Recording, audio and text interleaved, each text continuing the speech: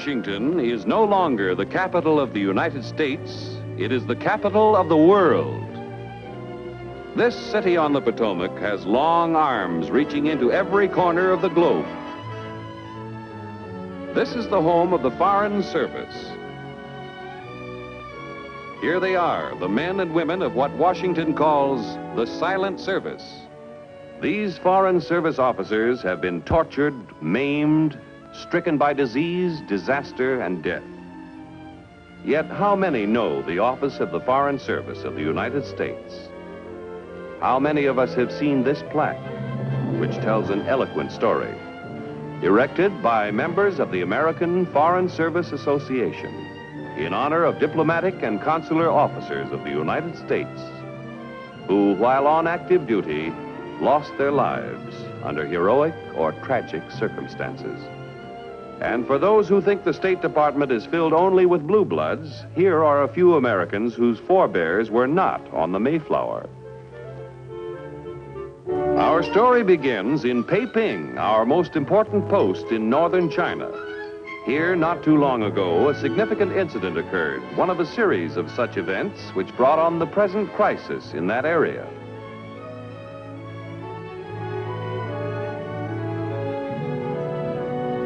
Our Peiping Consulate General was once an embassy, which is our top-ranking representation abroad. Then it became a legation when the capital of China was moved to Nanking. Now it's a consulate general of even less diplomatic importance on the official books.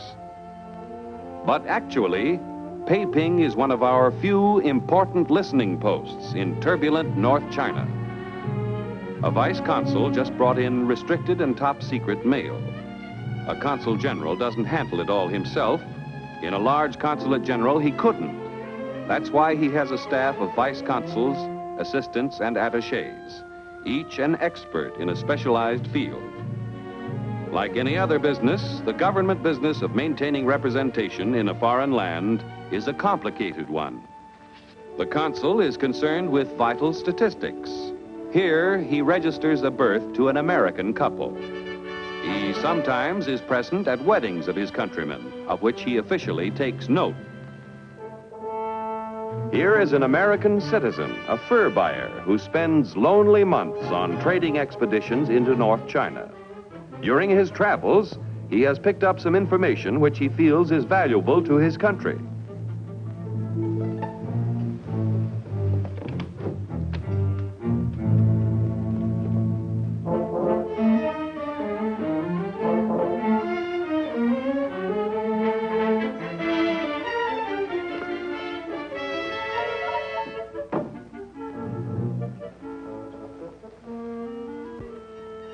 Word has gotten to the Consul General, who naturally is anxious to learn what his voluntary informant knows. Patriotic Americans often keep in touch with their consulate. Storm's brewing up there. You'd better come with me. I thought it best for him not to come to the consulate. And that's wise. We never can tell when someone may be watching.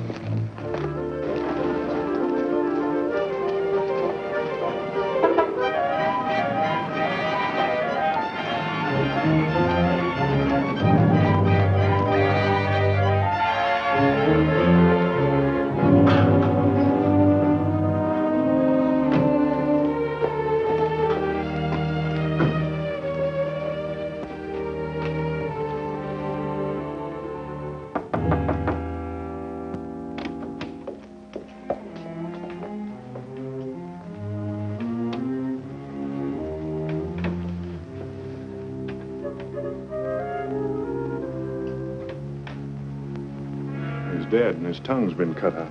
The second victim. Exactly the same pattern. Yes, and they were both very valuable to us in keeping us informed about conditions in the north. Looks like they got whatever report he had. I don't like the way things are shaping up. The way the Iron Curtain's being lowered between us and the north. Trans-Asiatic transport suspended all flights. Guerrillas have been reported just outside the city. It all adds up to something very important. I think I'd better inform Washington. Agree with the writer. The situation is beginning to follow a pattern. Not many listening posts left up there, and we can't afford not to know what goes on. We need more help. May have to call on you for another man. I think I'll have the right man for you, providing he keeps up the good work. Going through his training right now. Good. You know what we want.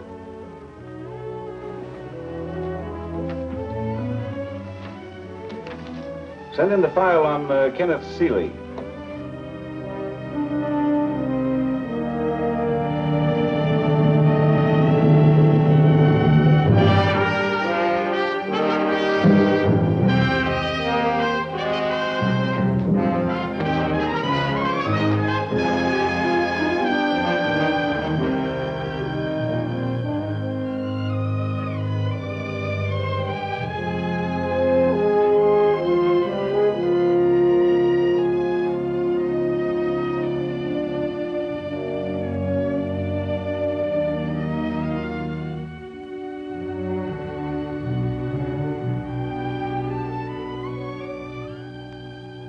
Now, Mr. Seeley, you've undoubtedly heard much criticism about our methods of court-martial.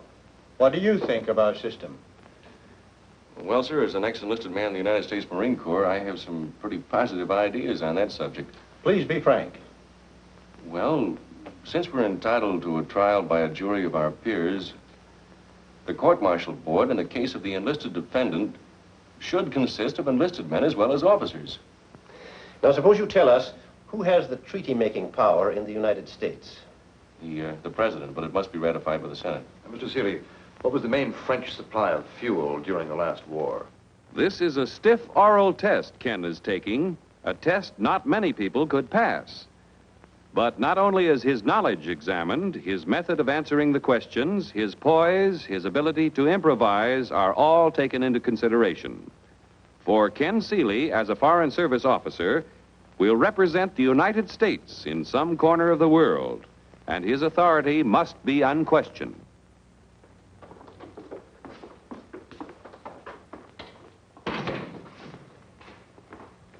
Oh, I'm sorry. Hello. Were you taking an exam, too? No, not quite. I was just waiting for a decision. Oh, about being a Foreign Service officer? Well, not exactly. I asked for a special job. Well, Miss, Margaret Walden. How do you do? I'm Ken Seeley. How do you do? I'm a would-be Foreign Service officer. I just went through the 3rd degree.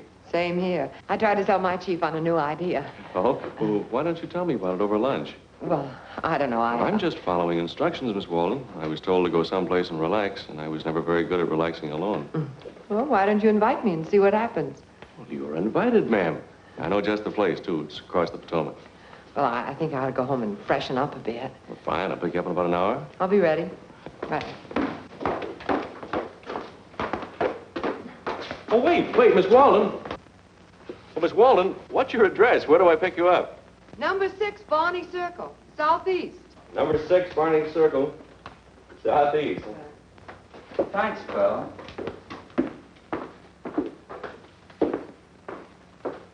You're welcome.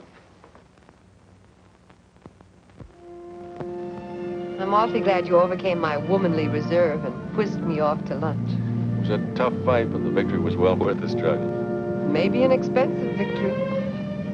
Don't tell me I'm in the clutches of a mercenary female. No, but a hungry one. You know what prices are now.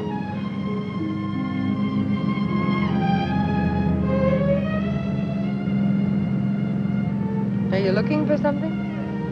You're going to be such an expensive date, I may need that dollar that Washington tossed over the Potomac. Oh, you're too late. The income tax men beat you to it a long time ago.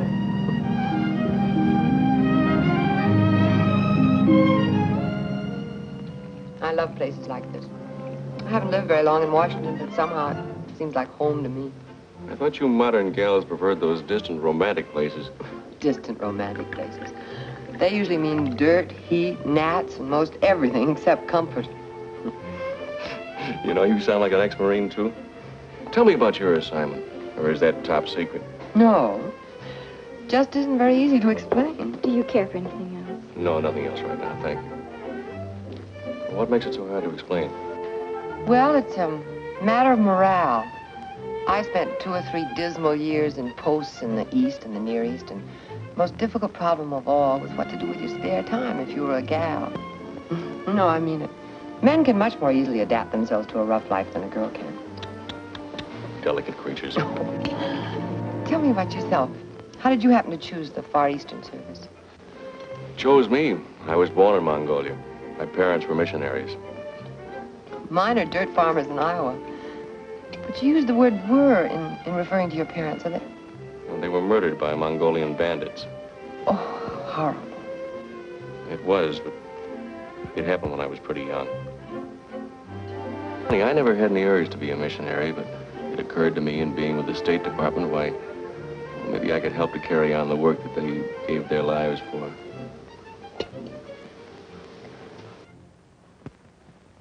Passing the stiff written and oral examinations was just the first step in becoming a Foreign Service officer.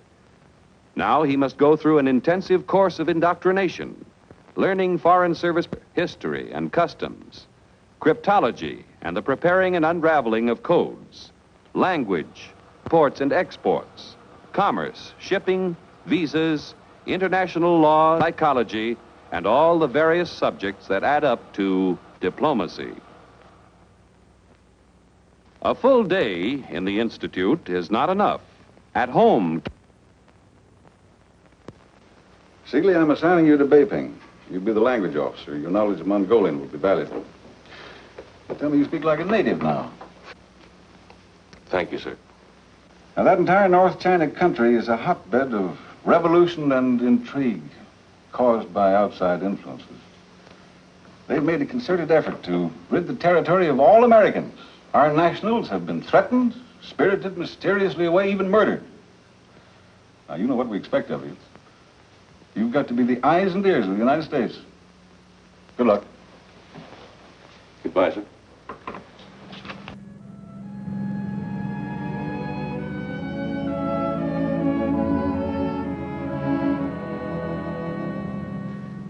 What a perfect day. Uh-huh. Well, what a long face. I was just thinking that saying goodbye to you isn't going to be easy. Doesn't make me happy either.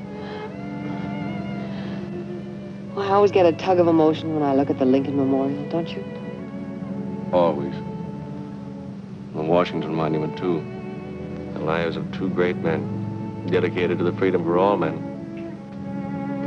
Doesn't it make you feel proud to know that our work is a part of all this? A very little part. Of course, that goes for the other 140 million Americans, too, Marge.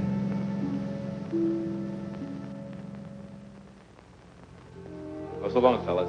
Stay away from those bonds and Stockholm. Inflation money. I'll see you in front of the Iron Curtain, gentlemen. Okay.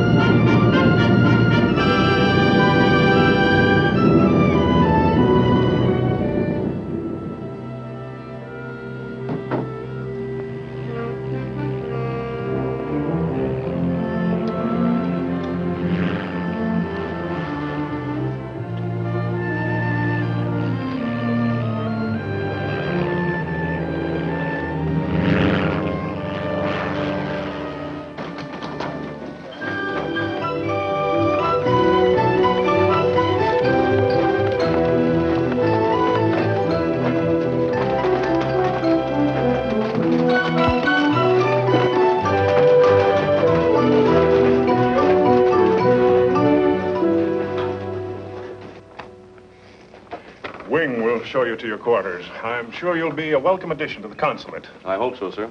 Wing, will you show Mr. Seeley to his rooms, please? Yes, sir. And you will soon be launched into the social world.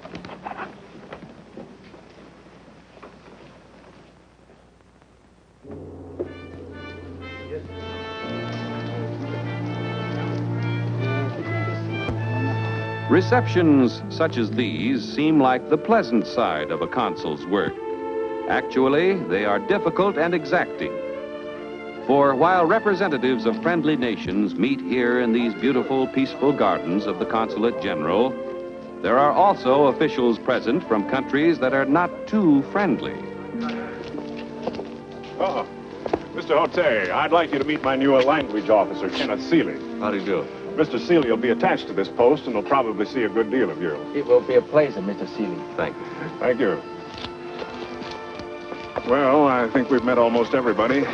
Business as usual. Excuse me. The skilled foreign service officer must keep his eyes and ears open, for he can never tell when information might come his way.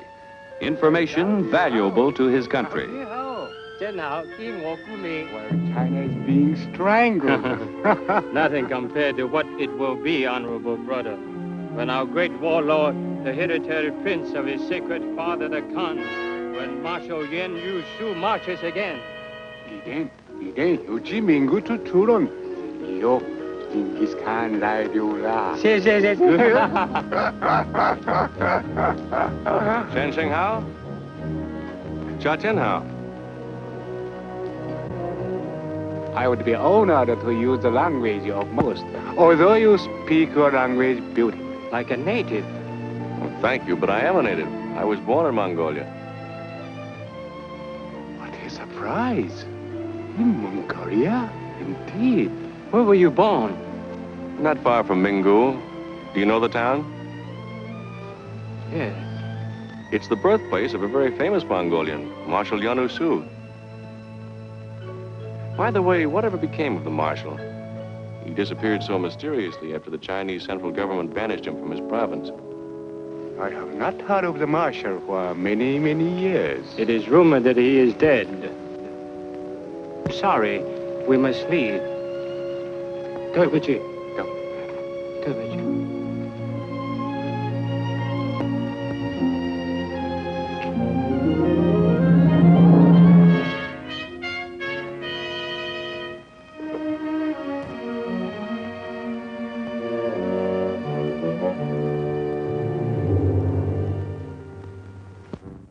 Doja.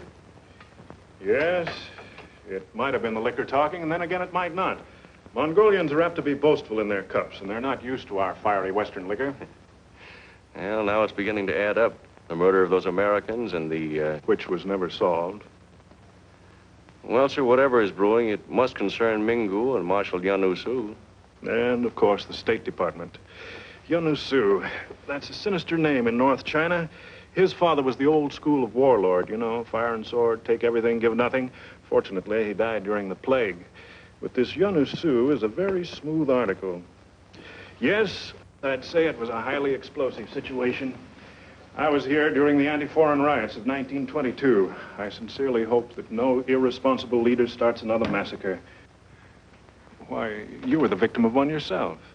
Yes, my parents. Must have made a terrible impression on you as a child. It did.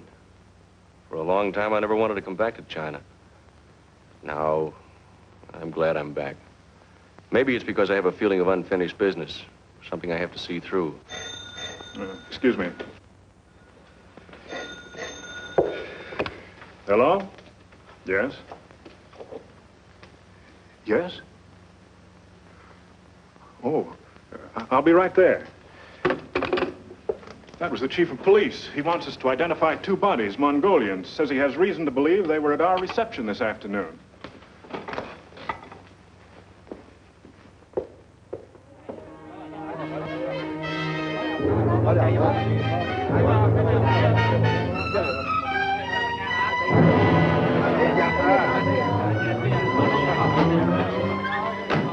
Thank you for coming, sir. They're under the covers, if you don't mind. Not at all.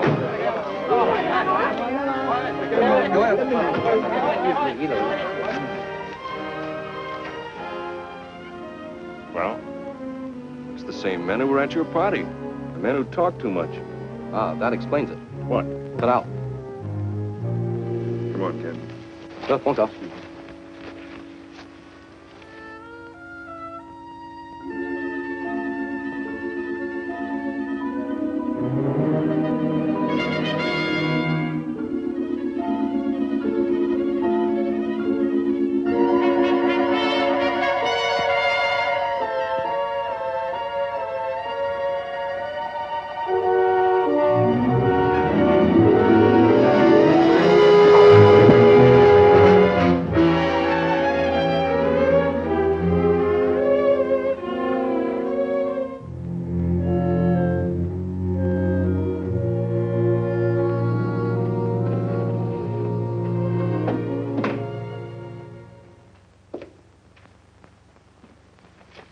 Here's my report, sir.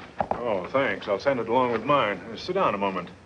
I sent a summary of the situation to Washington. When I talked to the ambassador at Nanking this morning, he asked me to. Well, what does he think? He thinks it may be serious, just as we do. Say, I don't like that window episode last night. You might have been killed. Yes, I know. That wouldn't be so good for the government. They'd be out the cost of my training. Well, it's nothing to do but wait. We'll hear from Washington soon enough. Cigarette, sir? Oh, no, thanks. Kenneth Seeley will be attached to Mingu Consulate as vice consul. He will proceed at once, but not give the impression of haste. Suggested he take the next plane carrying diplomatic courier. This is a tough assignment, Seeley. If the trouble going on up there spills over, you'll have to be the Army, Navy, and Marine Corps all rolled into one. But anyway, get at the bottom of what's going on. I understand, sir. And above all, be diplomatic. The Chinese government does not want to antagonize that province, which is still loyal. How often does the plane make the trip to Mingo? Once a month, but you'll be expected to get word back by any means possible, even carrier pigeon if you have to.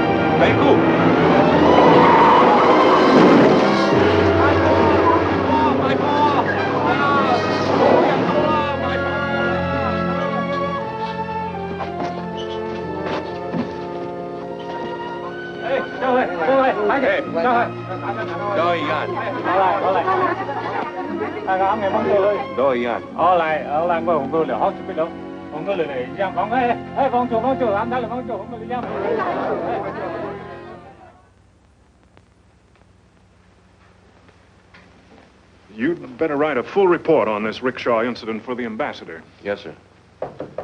Yes? Sorry to interrupt, Mr. Reither, but they want you in the radio room right away. I'll be right there. You might as well come along.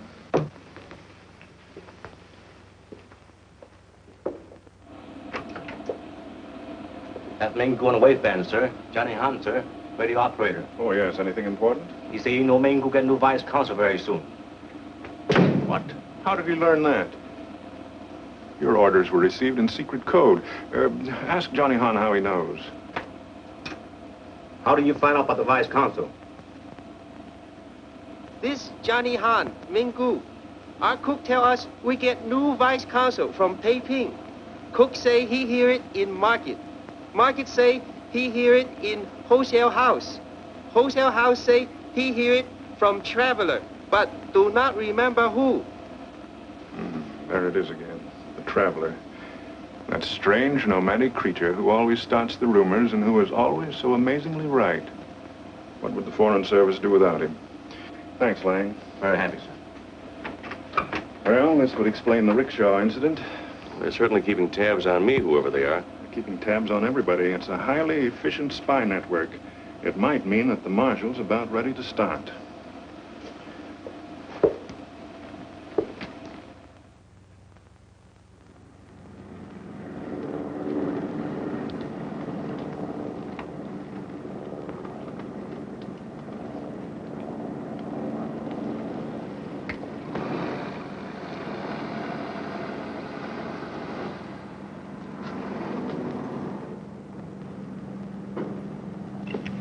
Wing, will you put my bags aboard, please?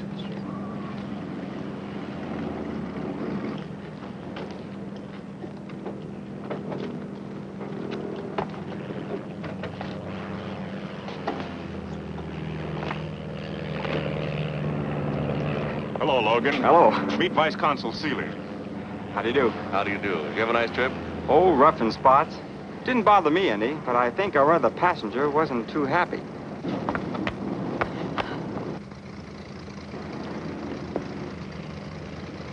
Marge! Hello, Ken. Oh, what a surprise. I thought you were an anchor. I was an anchor, but only for 1 week. And then I got my orders to move on. Where? Mingu.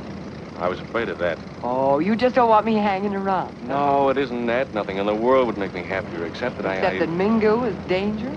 It isn't the safest place in the world. Well, we wanted to be in the service.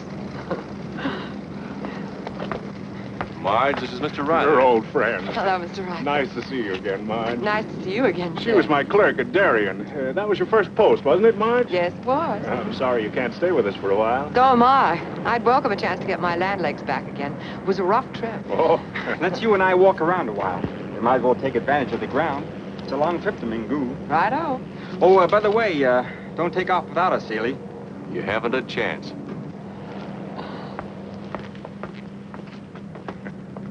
Isn't it risky sending a woman to that territory? Oh, my dear boy, there's several American women there already, and that's why she's being sent. Anyway, Marge can take care of herself. I happen to know.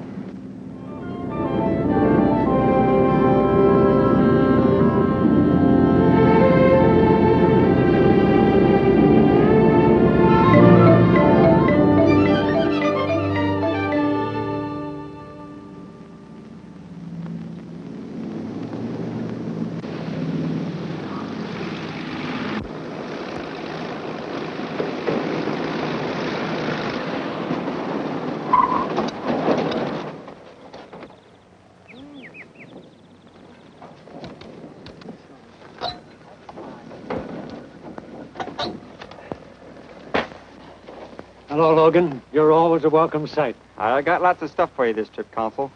Better send Johnny back with a few men to help us unload. As soon as we take our guests to the consulate. I'm Consul Howard Brown. And you, I presume, are Margaret Walden? Yes, sir. How do you And you're my new vice consul. Ken Seeley. Welcome to Mingu, such as it is. They're all waiting over at the consulate to meet you both. Let's pile into the jeep.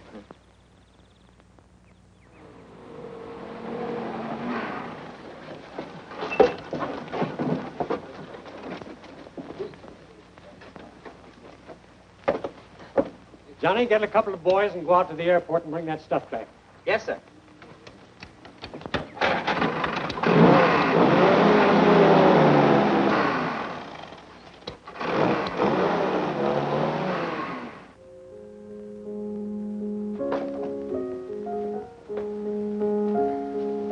I want you all to meet Margaret Walden and Kenneth Seeley of the Foreign Service.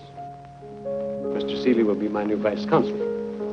This is Mrs. Brown. How do you do, Miss Brown? The Reverend Dr. Morse and Mrs. Morse. How do you do? How do you do, Doctor? And that wide-eyed little girl is Jessica Morse. And Jessica will be relieved to learn that the plane brought all the back issues of the Sunday comics and some bubble gum. A girl does get behind in her Dick Tracy out here, doesn't she? Yes, ma'am, and Buck Rogers, too. This is our most eligible bachelor, Miss Walden, Mr. Wilfred Bollinger, British American Tobacco. How do you do, sir? This is a surprise. And Kenneth Seeley. Yes. Yes, of course. How are you, old man? Fine. Nice to see you. Well, there goes my corner on bachelor eligibility. And there's Carrie. I had a most difficult time getting her away from her desk. Oh, yes, I've read a report on her. Difficult, is she? Not always. Originally, she was fine. A hard worker. A woman who entered into the spirit of things. Now she's withdrawn into herself. Tense, neurotic. I suspect she cries more than is good for her. Maybe she needs a good woman-to-woman talk. I'll do my best. I'll introduce you.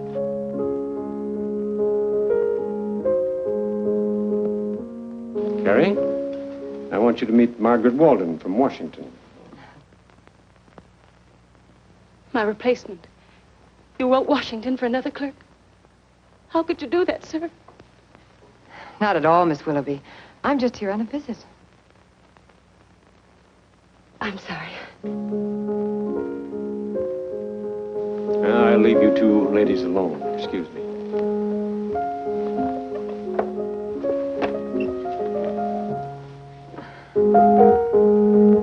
Needs a tuning, doesn't it? You didn't come here to take my job, did you? I'd hate to leave. A failure. I'd kill myself first. Oh, you do nothing of the sort. Besides, you're decidedly not a failure. As a matter of fact, this happens to be a post where the clerical work is quite superior. Is it? Is that what they think in Washington? Well, I'm afraid you'd be very conceited if I told you all the nice things I've heard about your work. So you see? Really? Thank you. I think you'll find this comfortable, Seeley. Johnny Hahn will look after you. Your office. Well, this is all very nice, sir. How do the women manage? Well, Carrie lives with the Morses. Miss Walton will have a spare room in their house. You'll be here alone with Johnny and his flock of invisible servants. I never did find out just how many he's got. Don't be alarmed if you're awakened by the most harrowing squealing and squeaking noises. Johnny's a radio ham and will get up at all hours to communicate with such maniacs. I imagine it comes in handy insofar as keeping in touch with the outside world is concerned. Yeah.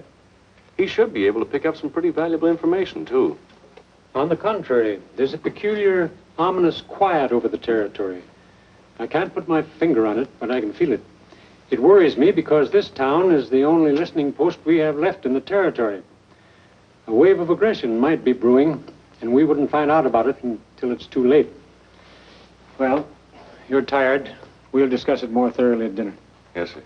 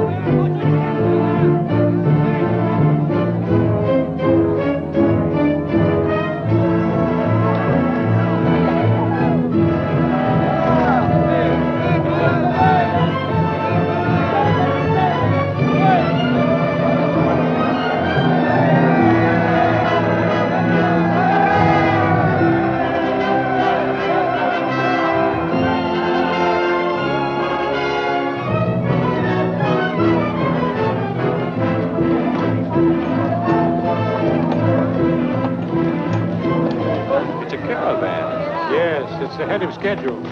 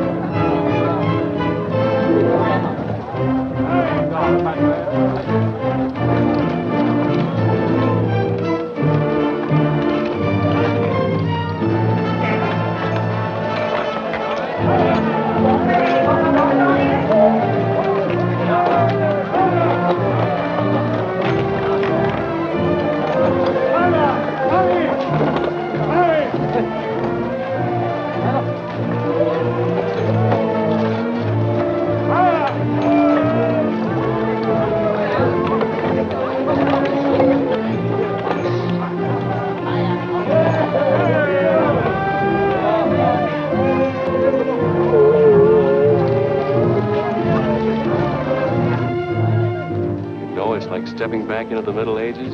That's right. Except for this Jeep, we might be living in the times of Genghis Khan.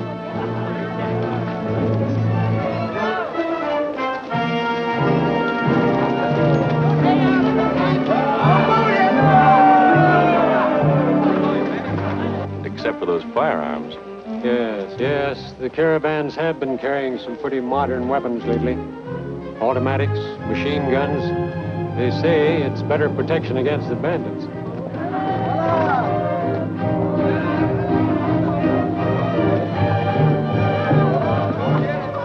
What's the matter? You see that man on the horse, the one wearing that peaked hat? Oh, yes. What about him? I wouldn't swear to it, but I think I saw him at the consular party at Peiping. I wonder what he's doing here. I don't know, but we'll find out soon enough. Well, we'd better get to the field and see Logan off.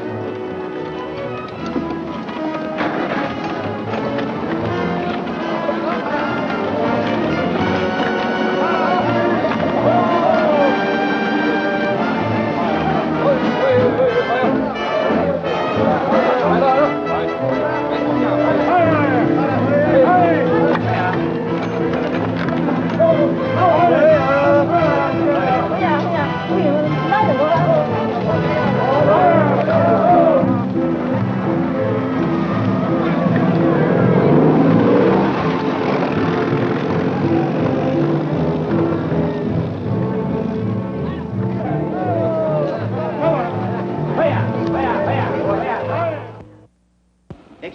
calling XU9. Hello, Johnny. Hello, Mr. Ken. Hey, it's a nice little set you have here. Yes, sir. Not very big, but it worked. We pour, sometime even Moscow. Oh, you hear anything interesting? No, sir. I hope. Say, incidentally, did you ever track down the rumor about my coming here? The one that leaked out over the grapevine? Oh, no, sir. Do you know where the man is that told it? Yes, sir. Drive me over. I want to talk to him. Right away. Right away.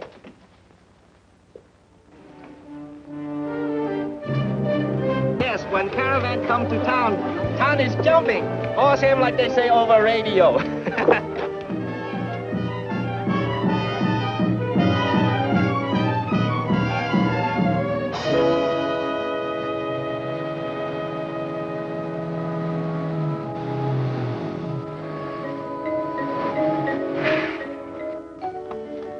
Is he an undertaker?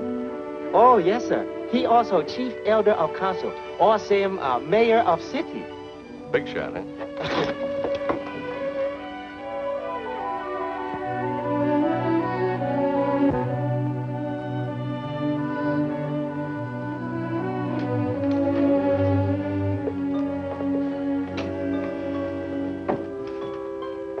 This Honorable Vice Consul, Mr. Kenneth Seeley, from American Consulate.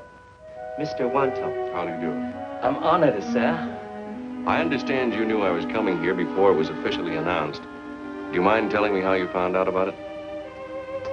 你在此地等一等呢。谢谢，不要客气。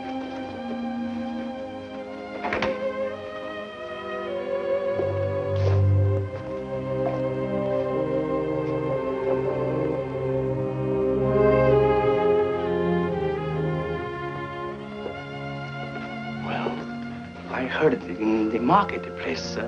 From whom? I don't remember now. I think it was from a traveler, perhaps a fur buyer from the south. Traveler from the south, huh? Yes, sir. Wando, as mayor of this town, you have access to more information than anyone else. Isn't that true? Sometimes yes, sometimes no. Well, tell me. Before the caravan arrived, did you notice any strange elements, things happening that, well, that hadn't taken place before? Oh, please think that over very carefully. It's important. I can only say, sir, that I have had a very uneasy feeling. Why? Because there have been too many strangers here lately. But you still can't tell me where that rumor originated from.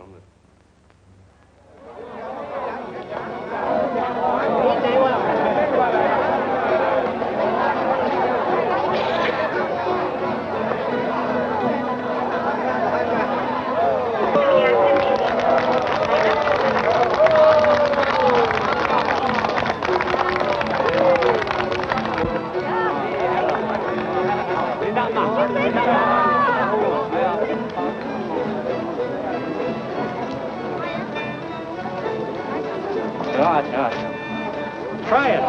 It's kumis, fermented goat's milk.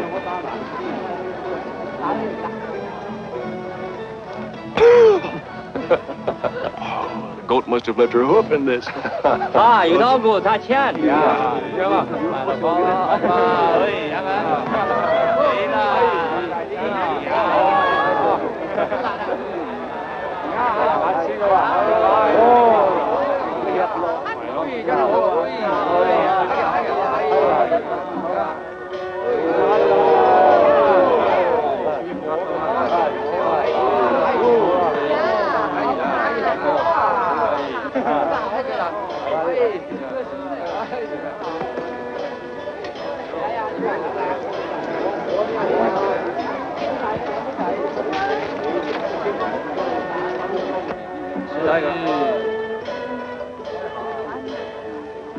Where's Jessica?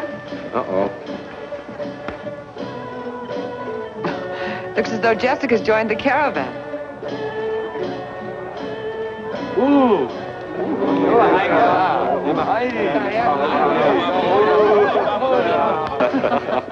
It's time for us to leave, dear. I'm afraid it is. Excuse us, please. Righto.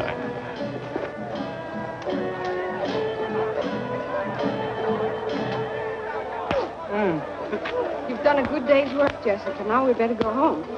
Oh, gee. Right when he was going to teach me how to eat fire.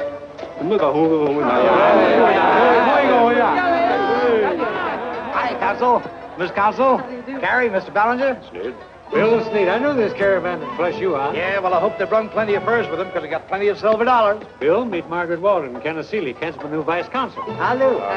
Bill's the original Yankee trader. They say he landed here in China Clipper days with a pocket full of wooden nutmegs, and he's been trading ever since. Oh, now look, I ain't quite that old, but I'm dang near it. Say, how about locking up my money bags for me? Glad to do it, Bill. Peggy and I were just leaving anyway. Don't you boys and girls stay out too late. We won't. Bye. Oh, darling, I had such fun tonight. So did I.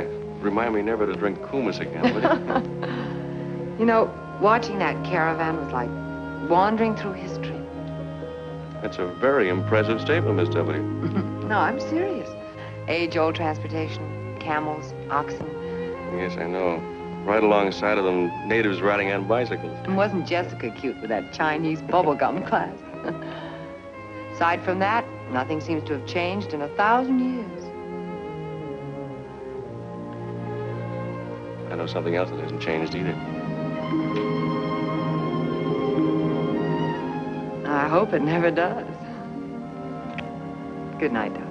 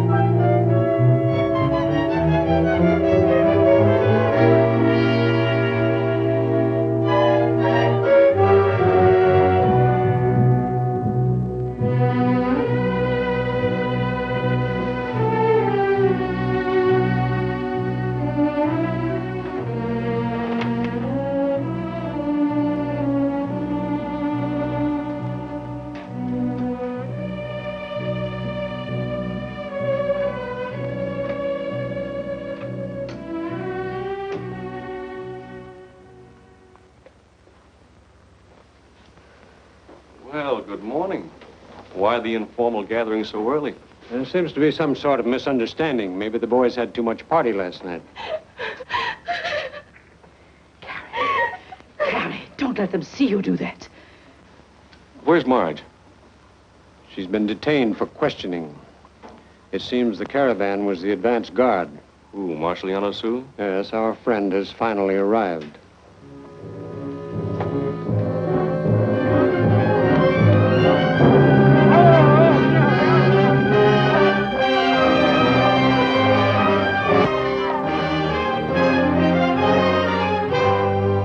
I should say he has arrived. Instead...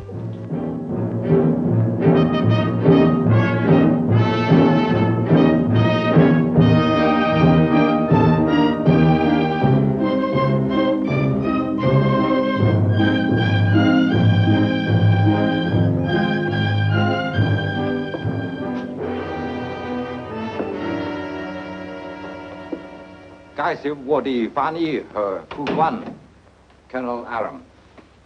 Delighted, Consul Brown. Delighted. I am, as the Marshal explained, his official interpreter and aide. How do you do? Has he been disagreeable? The Marshal hates American women. He told me so through his interpreter. He claims that American women don't know how to make love. Well, I'm glad of that anyway. Has the Marshal forgotten all his English during his long stay in Mongolia? It's been rumored he was once a brilliant scholar at Oxford. My dear Consul, the Marshal does not like that barbarian tongue. That is sufficient. I see. Will my boy be permitted to brew us all some coffee? Lingshire, Daojing, Joffy. 没有去早餐，对不起。得了。 The Marshal begs me to convey his apologies. It was very thoughtless of him not to provide you with some breakfast. I would enjoy a cup myself. That's been a long time since I've had a cup of good American coffee. Thank you. Johnny, will you prepare a light breakfast for all of us with plenty of coffee? Yes, sir. 请坐. Please sit down, everybody.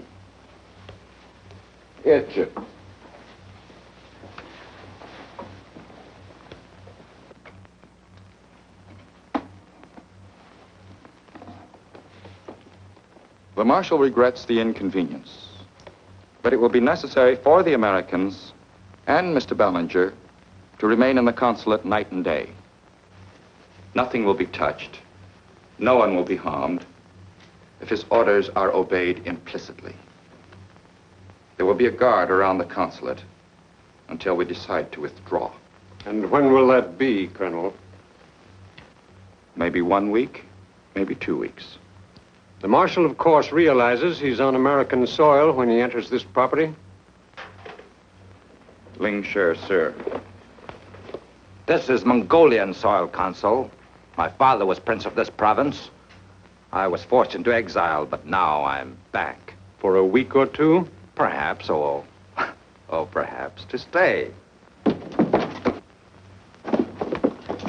Let go of me.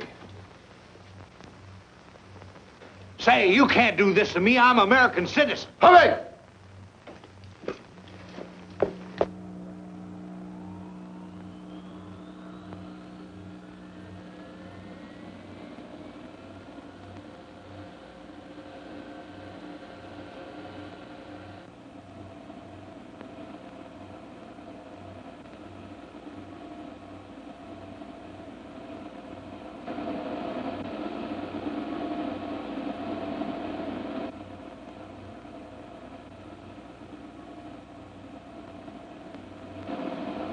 Hello, Nanking. This man Gu.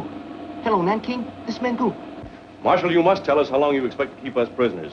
The women will be particularly uncomfortable.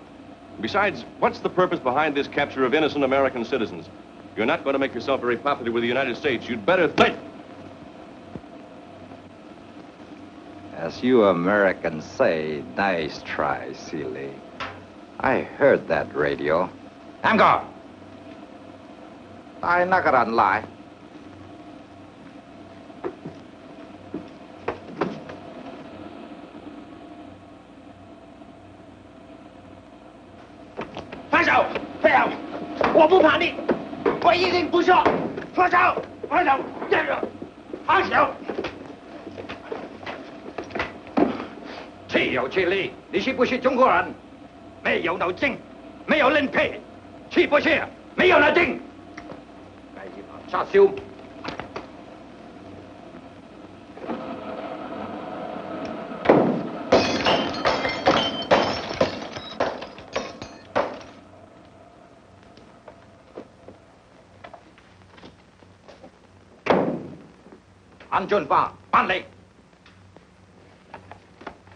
The Marshal is very angry. He has broken your radio. Now, to make sure that it cannot be fixed and used by your radio operator, he has given me another order. Dina Run, Dao, Tianfeng. Just a minute. This man is in the consulate employ. He's under the protection of the American flag. Leave him alone. Kengta! Kengning Chengbi! Tell it true! When the Marshal gives an order, it is obeyed.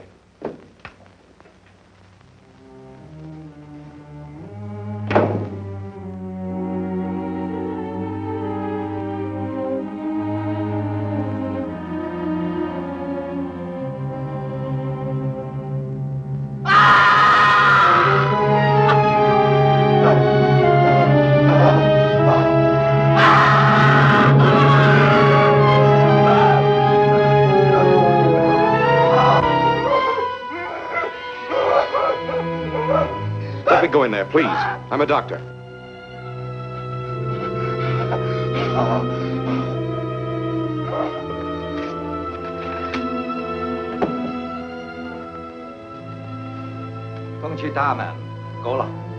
The Marshal is very annoyed at what has happened. He is now returning to headquarters. Remember, ladies and gentlemen, no one will be hurt, nothing will be touched, if our orders are obeyed implicitly. Joba.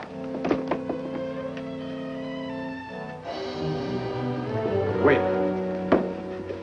Better let Reverend Morris go in first. May I take Sarah with me? If you think you should. Come along, Sarah.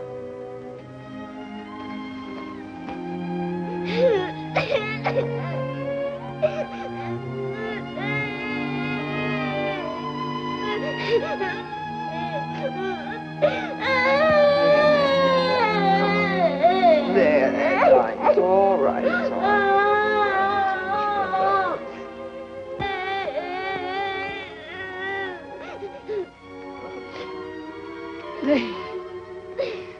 They've cut off his arms.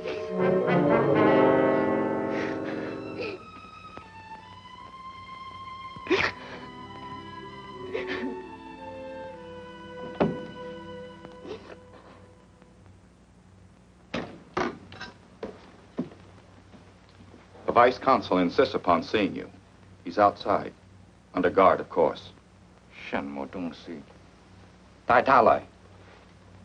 Come in, Seeley.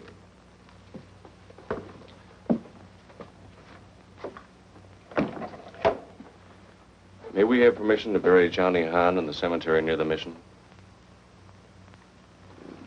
No, Seeley. I'm sorry. But what objection could he possibly have? Perhaps he doesn't want any of you to leave the consulate. Well, then would you be kind enough to send for Wanto the undertaker? We can have the body cremated and buried in the gardens outside the consulate. If the Marshal doesn't object, I'll see to it that Wanto visits you this afternoon. Thank you.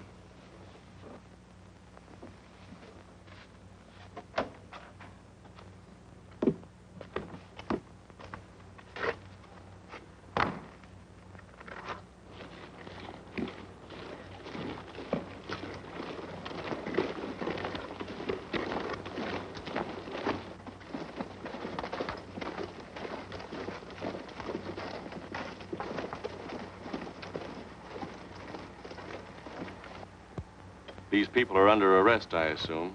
They are. May I ask why? The Marshal suspects some of them as being traitors. Traitors? Yes. If you remember, the Chinese government denounced the Marshal and a price put on his head. But why pick on these poor, helpless natives? They were not picked haphazardly, I assure you. We've had them investigated a long time before we came. Oh, I see. Well, what do you intend to do with them? The Marshal will conduct his own court of inquiry. Colonel, I think the Marshal will use any excuse to conduct a reign of terror. Seeley, you would do well to keep such opinions to yourself. Please march.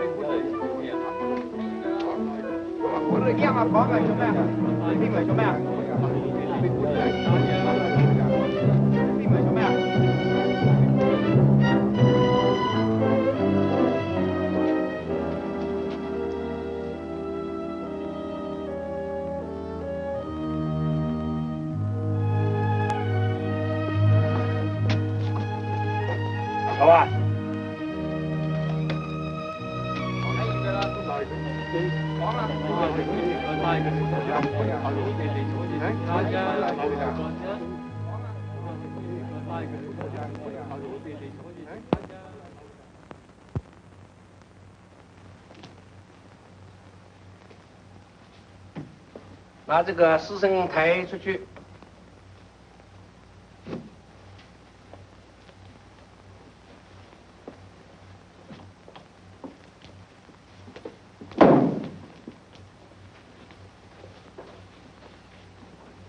After you cremate him, Wanto, return the ashes here to the consulate.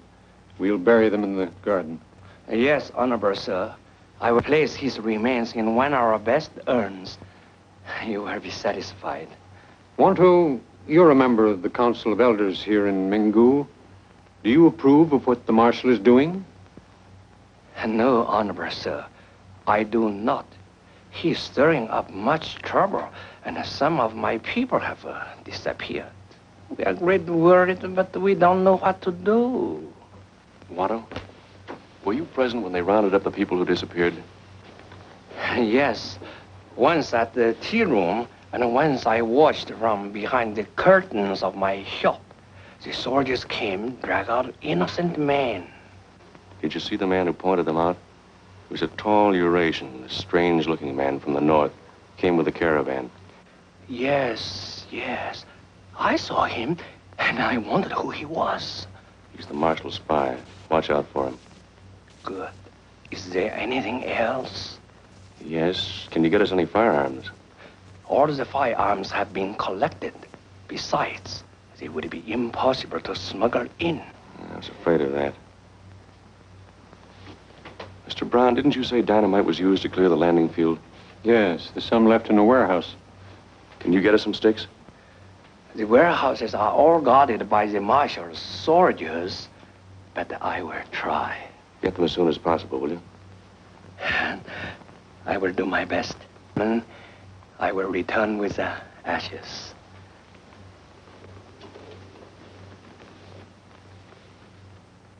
What's on your mind, Ken?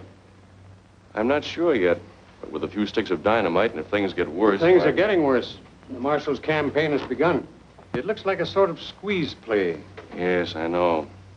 He's obviously using us in his dirty game of politics. If the Generalissimo gives him the nod and lets him have his province, why, he'll deliver us unharmed. Which will make him a hero. Exactly. And if he's refused, he'll turn us over as hostages to his friends in the north. And that'll make him a hero to them. Just an old warlord custom, playing both ends against the middle. And we're definitely in the middle. Well, let's take a look at that radio set.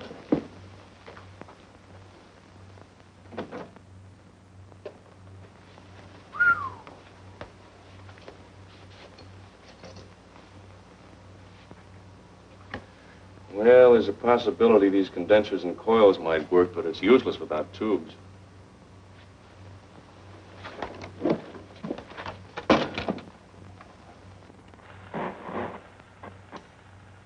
Hey, 北京上4楼，上4楼，这个是北京上4楼，上4楼，北京上4楼，啊，早晨，今天呢，50个人呢打死的。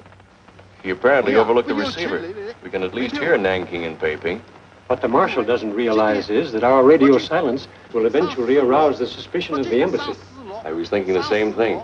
But with things happening as fast as they are, eventually it might be too late. 今天啊，50个人了。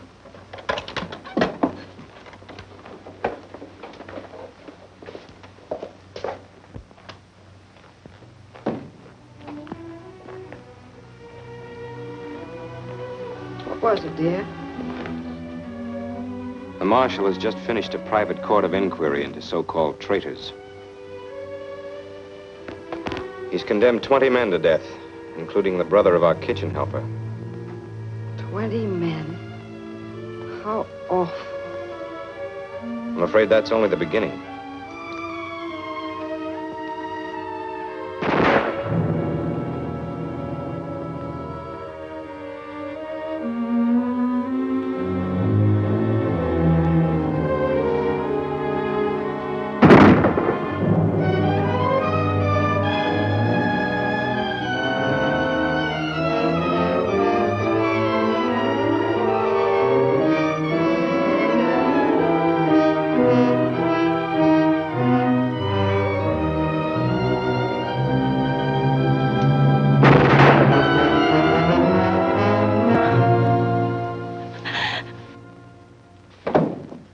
I don't think I'm going to be able to fix that transmitter. Those tubes don't fit. Come in, Mingo. Come in, Mingo. Come in, Mingo. This is the American Embassy in Nanking. Come in, please. Come in, Mingo. Calling the consulate at Mingo.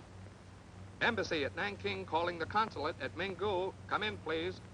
Come in, Mingo. Nanking calling Mingo. Hello, hello, Peiping. Last report from Johnny Han said he was going off the air to change tubes and make adjustments. He's had time to repair his set. Something may be wrong. If we don't hear from the Mingo consulate within 24 hours, we will send plane to investigate. We do not wish a plane to come here.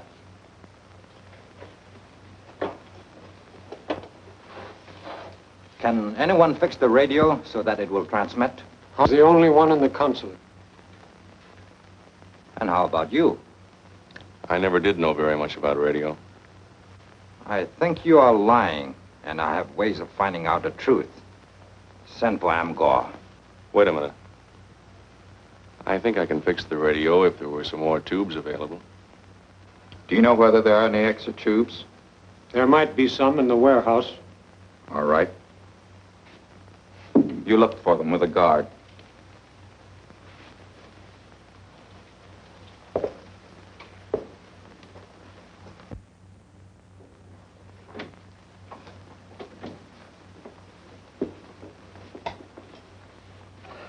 The urn with the ashes, Honorable Sir. Thank you. You're late. We were worried.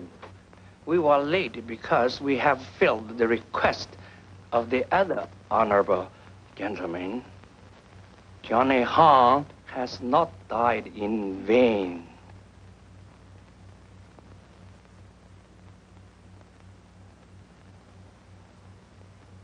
That's fine, Wanto. Take it out to the garden. 拿去这个带去园中埋葬。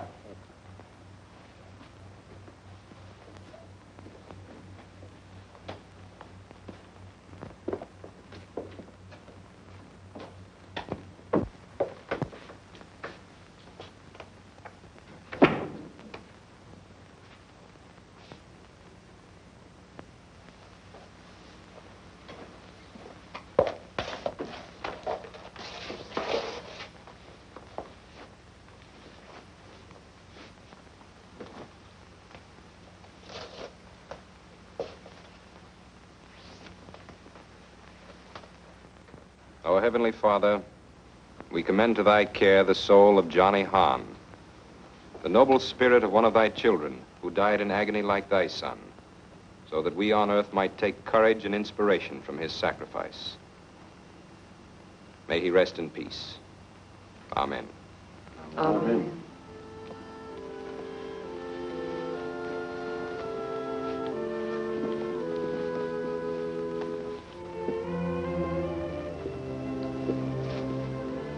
Hey, remember me? I'm sorry. I didn't mean to take off without you. Ken, there's something on your mind. I know it's none of my business, but, well, I worry about you.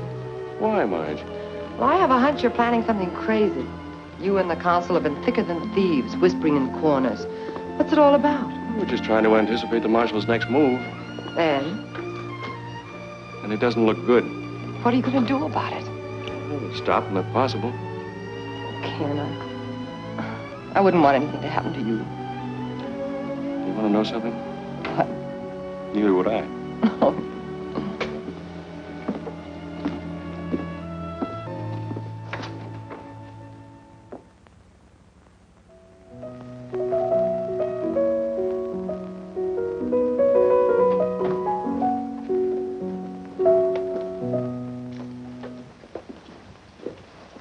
Please don't stop playing, Miss Walden. It was very beautiful and very melancholy. I love beautiful and melancholy things. Our business now is with Consul Brown and Vice Consul Seeley. We brought you all the radio tubes we could find. Some of them must fit.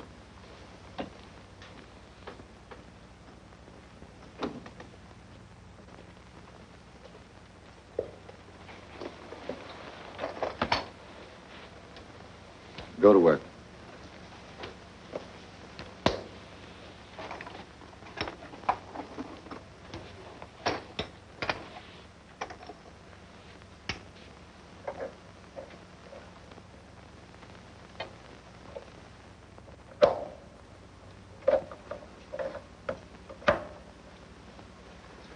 These won't work. When Johnny Han changed over the set, a special size was required. These are old ones. Besides, they're no good anyway. If a plane is sent here, It will be shot down. There will be more planes. If they get to be a nuisance, we know how to be a bigger nuisance. Unless... Unless what? Unless the Chinese central government meets my terms. And may I inquire what those terms are? I shall set up a government here. With yourself as prince? My father was the prince. His title and prerogatives are hereditary. And would the prince maintain a government here for the people? Or would he play ball with his friends in the north? That is his affair. Well, suppose he's turned down by the Chinese central government. They will be very sorry.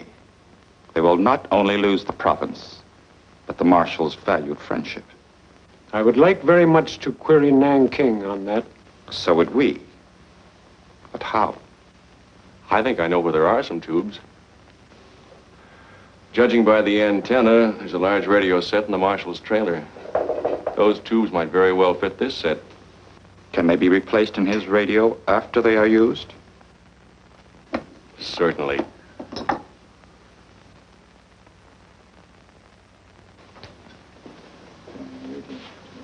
Dial. Very well. You will make the change. I'll have to get my tools.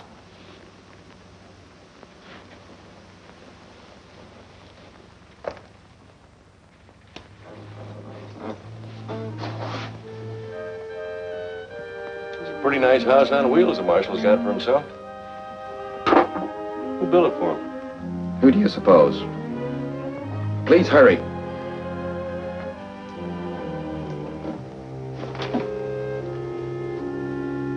This thing must be grounded on the frame. I'll have to disconnect the batteries from underneath. It'll short out the entire circuit if I don't. Go ahead.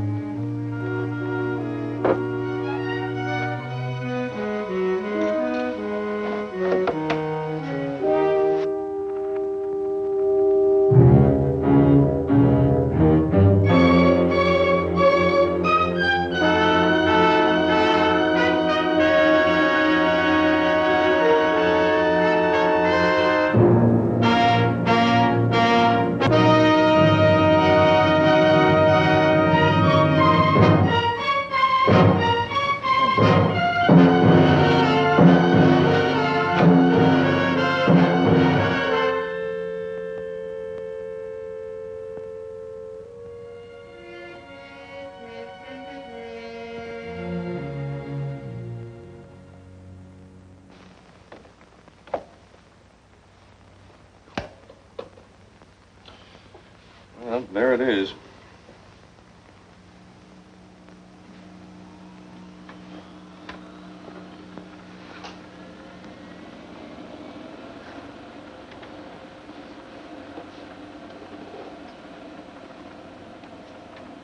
This is XU-8 Mingu calling Nanking XU-9. This is XU-8 Mingu calling Nanking XU-9. Come in, Mingu. This is Nanking. Come in, Mingu. Tell them all is well here. Nothing else. Understand? Hello, Nanking. This is Vice Consul Ken Seeley. Sorry to be off the air so long, but we had radio trouble. Very glad to hear from you, Seeley. We were getting ready to send a plane. Where's Johnny Hahn? Johnny Hahn is sick. That accounts for some of the radio delay. Everything is fine here. Does the ambassador have any instructions?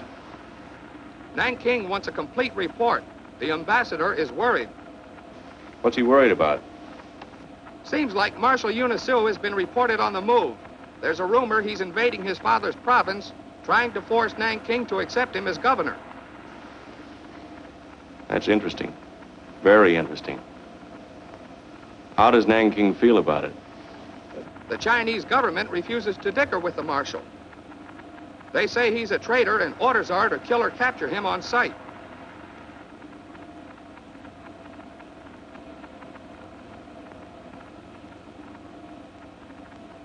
Is that all, Marshal? That's all. That's enough. Now tell them that the marshal is a very difficult man to capture. Well, if I do that, suppose Tell them.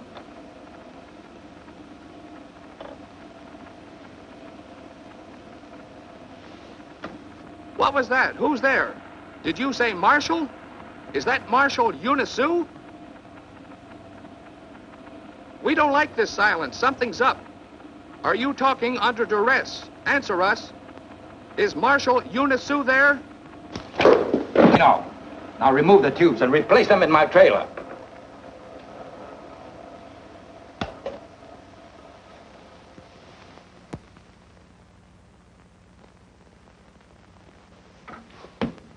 Hurry. The marshal's waiting for you. What for?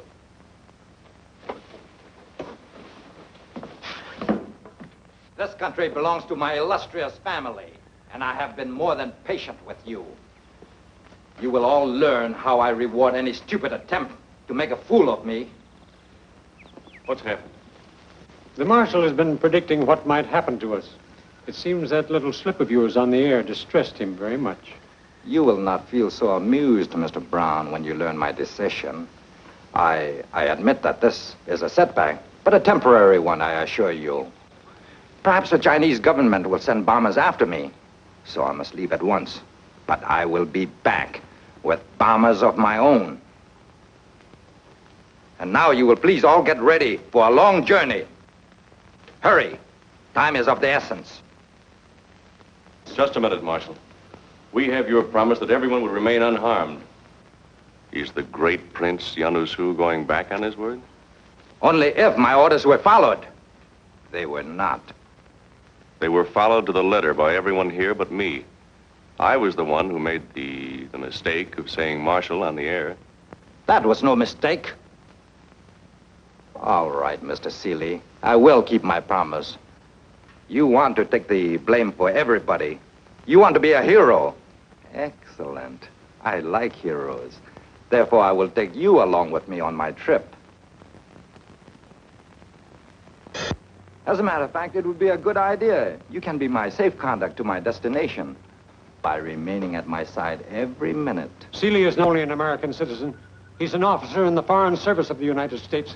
So, do you expect me to completely ignore the fact that I have been tricked by this man? You know me better than that, Consul. I'll take Mr. Seeley along, and believe me, he'll get excellent care from me. However, I cannot guarantee what the Chinese government may do. If they want to send their planes to bomb me, naturally, they will bomb Mr. Seeley, too. You can tell them that. If they stop off here first, and I'm sure they will, Mr. Brown. And another thing, I would suggest that you be very discreet about everything you do or say. You will be watched closely. I suggest you get ready, Mr. Seeley. Do you mind if I pack a few clothes? By all means, and be prepared for a long, long journey.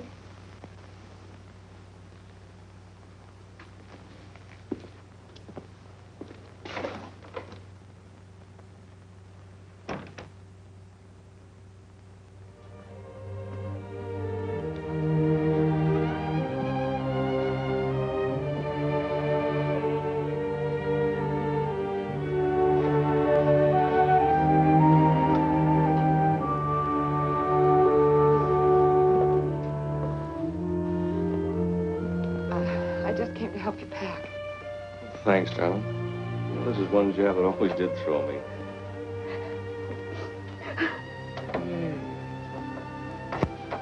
Oh, Ken. I guess the Director General wouldn't be very proud of me now, would he? Yeah, the Director General isn't in love with you either.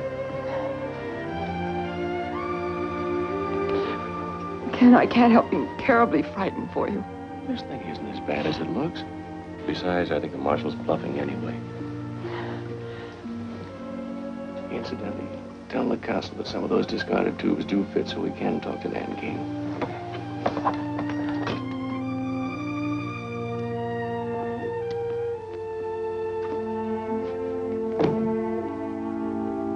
Goodbye, Carrie. You're still the best clerk in the service. Jessica? Let's see you around. Don't make it too long. Doctor, Mr. Morris, Bill, Mrs. Brown. Pretty soft. Traveling first class that way. I always was like. Goodbye, sir. Good luck, Kent. I'll need it. Little did I know when I planted that dynamite in the trailer that I was going to be in it, too.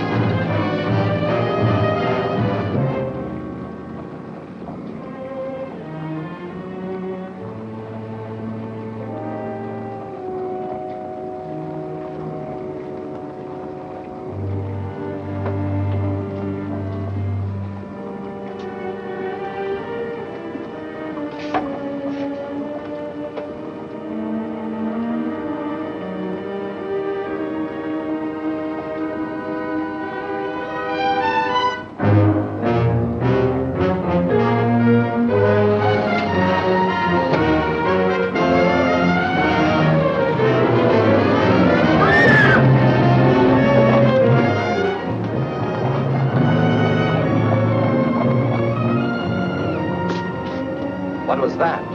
One of the children. Aren't you going to stop?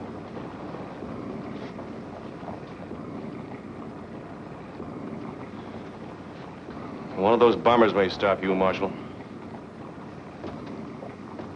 Not when they learn that you're taking the trip with me. You see, the difference between people like you and me and Aram here.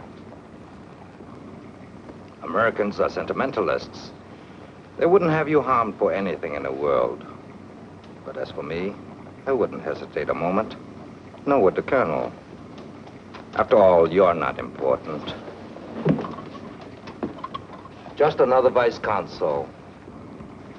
There are many in your foreign service. But I am a prince. And the world may again face another conqueror from Mongolia. It took 700 years for the Mongols to develop another potential Genghis Khan. Thank you. Perhaps if you died, it would take 700 years to develop another threat to world peace. Here. You're a dangerous man, Marshal. Yes, and even you don't know how dangerous. You see, Mr. Seeley, you forced my hand with that radio trick. I was going to take my time, look the situation over, perhaps get what I wanted by peaceful means. Peaceful means? Yes. The Mongolians are my people. They would have seen it my way after a while. Now I will have to declare war openly. Maybe I'll make that prediction come true. The one about the golden hordes of the East overrunning the earth. They're waiting for me now up north. An army with full equipment. Tanks, artillery, bombers. All I have to do is give the word. You mean they won't march without you? No. I am their leader. Without me, they're nothing but a rabble. Without a plan or purpose. You know, you're right, Marshal. I am just a vice consul, dime a dozen. If I die, there are lots of others to take my place. But if you die, there's no one else to take your place. Exactly. When we reach your camp, what happens to me up there?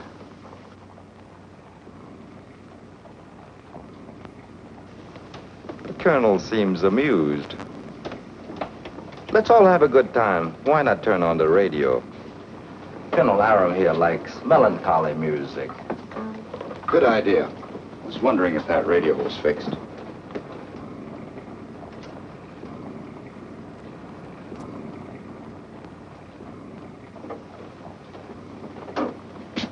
So you did not fix it? That seems a very petty thing to do. Let me take a look at it.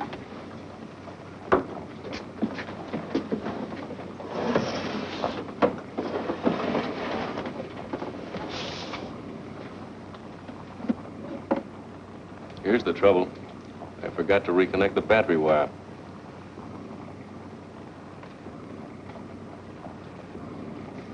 A smart man like you should have been on the winning side.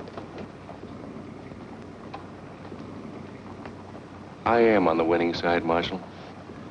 I represent an ideology that recognizes the dignity of the individual, that holds all men to be free and equal under God.